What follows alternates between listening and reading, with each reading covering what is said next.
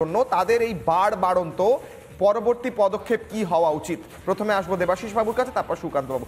বাংলাদেশের এই অ্যাটিটিউডের বিরুদ্ধে এই মুহূর্তে কি হওয়া উচিত, কি অ্যাকশন হওয়া? দেখুন, এখানে আমাদের পররাষ্ট্রনীতি যেটা বলছে, যেটা সুকান্ত দাও যেটা বললেন, বাংলাদেশকে আমরা সবসময় মিত্র রাষ্ট্র হিসেবে গণ্য করে এসেছি।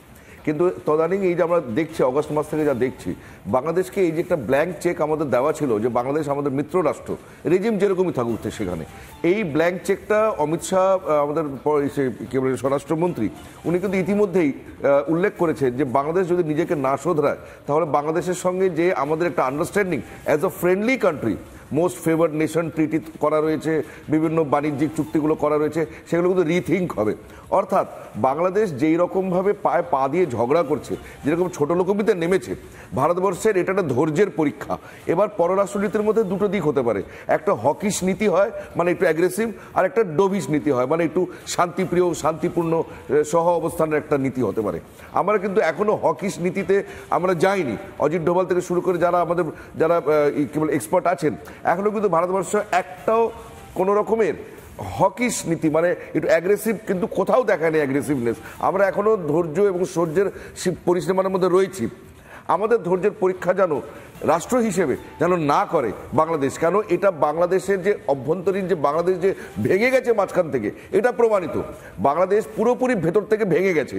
তার কোনো সরকার নেই, কোনো কনস্টিটিউশন নেই, কোনো ল অ্যান্ড অর্ডার নেই, তার কোনো পুলিশ নেই, তার কোনো মিলিটারি নেই, তার কিন্তু কিচ্ছু নেই। কতগুলো জামাতি জিহাদি, কতগুলো অপরাধী তত্ত্ব, অ্যান্টি সোশ্যাল এলিমেন্টস দেশের মধ্যে তাণ্ডব করে চলেছে, যা ইচ্ছা তা করে চলেছে। একদম শুধুমাত্র সময়ের অপেক্ষা। এন্টায়ার ইন্টারন্যাশনাল কমিউনিটি, ইউএনও থেকে শুরু করে যত আমাদের ইন্টারন্যাশনাল কমিউনিটি আছে, সবার কাছে বাংলাদেশ কিন্তু মানে একটা রোগ স্টেট, মানে নর্থ কোরিয়ার মতন বোঝা হয়ে দাঁড়াবে। নর্থ কোরিয়া ও কিন্তু দাগিয়ে যাবে, কিন্তু তখন বাংলাদেশ জানে না ওরা কোন জায়গায় হাঁটছে। ওরা যেভাবে দাগিয়ে যাবে, বাংলাদেশের কিন্তু অস্তিত্বরই সংকট হয়ে যাবে। ঠিক। সুকান্ত বাবু, আমি আপনার কাছে আসবো। সুকান্ত বাবু, গতকাল আমরা খবর ব্রেক করেছি, আজকেও দেখিয়েছি, একটি গানের প্রোগ্রাম হচ্ছিল, কনসার্ট হচ্ছিল, সেখানে মৌলবাদীরা গিয়ে, ইউনুসপন্থী ইসলামপন্থী মৌলবাদীরা গিয়ে, কট্টর যারা তাদের কথা বলছি, তারা গিয়ে গোটা জায়গাটা ভেঙে দেয়। ভেঙে সেখান থেকে গান হবে না বাংলাদেশে বলে নারায়ে তাকবীর ইত্যাদি বলে। আমার কথা হচ্ছে, এমন একটি দেশ যারা সময়ের পিছন দিকে যাচ্ছে, ভারত এবং ডেভেলপিং দেশ আগে যাচ্ছে, ডেভেলপড দেশ আগে যাচ্ছে, বাংলাদেশ হচ্ছে পিছন দিকে যাচ্ছে, তারা এসে বলছে যে বর্ডারে ফেন্সিং করতে দেব না। এই রোগ কান্ট্রি যেটা বলা হচ্ছে, এমন একটি শয়তানদের জায়গা। ইউনূসকে আমরা শুরু থেকেই শয়তানি বলে আসি, কারণ সে হচ্ছে শয়তানদের মাথায় বসে রয়েছে, যারা এই মুহূর্তে বাংলাদেশে এই কাণ্ড ঘটাচ্ছে। এদেরকে কিভাবে ডিল করা উচিত? এদের দেখো, যেটা একটু আগে বলে থাকে, আমাদের পিসফুল কোএক্সিস্টেন্স, কিন্তু এটা কিন্তু বাবা আমাদের যে দুঃখ, আমাদের দেখো, আমাদের সাহিত্য দেশের সাহিত্য সমৃদ্ধ, কিন্তু যেটা বললে, এটা তো বাড়ি দাও জাতীয় সঙ্গীত, সেটাকে ওনারা চেষ্টা করছেন এবং সার্বিকভাবে সেগুলোতে দেখা যাচ্ছে ভারত ভিত্তিতা এবং হিন্দু মসজিদে, এবং এটাও মানিকগঞ্জের যে একটা তিনটে জায়গায় কিন্তু কারো না কিছুই না, তারা কিন্তু যেমন তুমি দেখতেই পাচ্ছ যে ক্রিকেট টুর্নামেন্টটা, সেখানে রাহাত ফাতে আলী খানকে 3 কোটি 4 কোটি টাকা দিয়ে নিয়ে আসা হয়েছে, আতিফ আসলামকে নিয়ে আসা হয়েছে।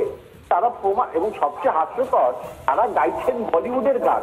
তখন কিন্তু ওখানকার যারা সত্যিকালের বিদ্বজন, তারা বলছে যে ভারত বিরোধিতার নামে শুধু বিরোধিতা করলে আর কি যাই হোক না কেন, ভারতের সঙ্গে বাণিজ্যিক সম্পর্কে যদি ব্যাঘাত ঘটে, তখন এই যে এখন আলুর দাম বাংলাদেশের বাজারে 80 থেকে 90 টাকা, এটা কিন্তু 140 টাকায় গিয়ে পড়বে। তখন কিন্তু পরিস্থিতি আরো ভয়াবহ হবে।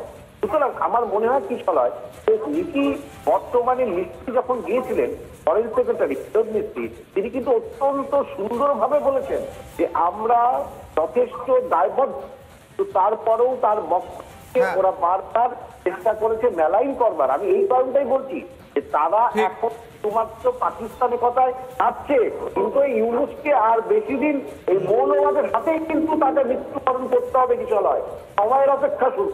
ঠিক, একদম সময় কম, একদম 10 সেকেন্ডে দেবাশিস বাবু লাস্ট। না, একদমই ঠিক। ওরা একদম পুরো আত্মঘাতী, মানে একদম পুরো মানে আত্মহত্যার দিকে ওরা এগোচ্ছে। মানে ওরা নিজেদের ডিস্ট্রাকশন নিজেরা ডেকে নিয়ে আসছে। কেন যতক্ষণ না ওদের সোসাইটির মধ্যে, ওদের কিন্তু নিজেদের সোসাইটির মধ্যে ভাঙন ধরে গেছে। কেননা ওদের দেশে যারা লালন ফকির, তারপরে বিভিন্ন যত যারা ফকির আর এই ধরনের যে ইসলাম আছে, সুফি ইসলাম প্লাস মুক্তমানা যারা আছেন, যারা প্রোগ্রেসিভ আছেন, আর এই জামাতের আছে, এদের মধ্যে যে চূড়ান্ত সংঘাত লেগে গেছে, সমাজের মধ্যে চির ধরে গেছে। এটা পলিটিক্যাল ক্রাইসিস নয়, পলিটিক্যাল ক্রাইসিস নয়, একদম এক্সিস্টেন্সিয়াল ক্রাইসিস। এক্সিস্টেন্সিয়াল ক্রাইসিস, বাংলাদেশের মধ্যেই চির ধরেছে। যদি দেশটা নিজেদের না সামলায়, সেখানের মানুষ যদি নিজেদের না সামলায়, আজকে আপনাদের ওয়েল উইশার হয়ে, আপনাদের বন্ধু হয়ে আপনাদের বলছি, দেশটা ভেঙে টুকরো হবে, মানুষগুলো মরবে, খাওয়ার মতো ভাত থাকবে না পেটে, তখন ধর্মও করতে পারবেন না, কিছুই করতে পারবেন না। ছোট্ট বিরতির পর ফিরছি, দেখতে থাকুন রিপাবলিক বাংলা।